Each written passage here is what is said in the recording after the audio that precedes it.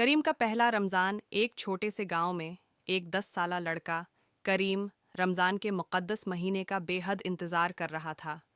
وہ اس سال روزہ رکھنے کے لیے پرعزم تھا۔ اس کے والد احمد نے سمجھایا، روزہ صرف کھانے پینے سے رکھنے کا نام نہیں، بلکہ صبر، مہربانی اور دوسروں کی مدد کرنے کا درس دیتا ہے۔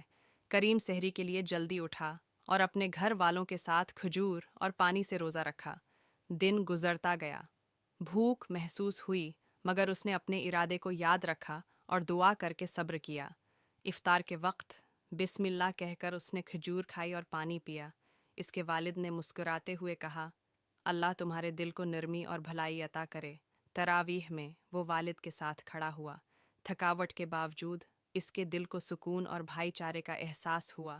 جیسے جیسے رمضان گزرتا گیا، کریم نے دوسروں کی مدد کا اصل مطلب سمجھا اور اپنا جیب خرچ اور کھلونے ضرورت مندوں میں بانٹ دیے۔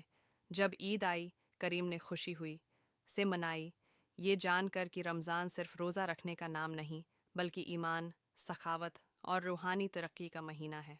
سبق: رمضان کا اصل پیغام صبر، عطا اور محبت میں ہے، جو دل کو سچی خوشی عطا کرتا ہے۔ نام نہیں، بلکہ ایمان، سخاوت اور روحانی ترقی کا مہینہ ہے۔ سبق: رمضان کا اصل پیغام صبر، عطا اور محبت میں ہے، جو دل کو سچی خوشی عطا کرتا ہے۔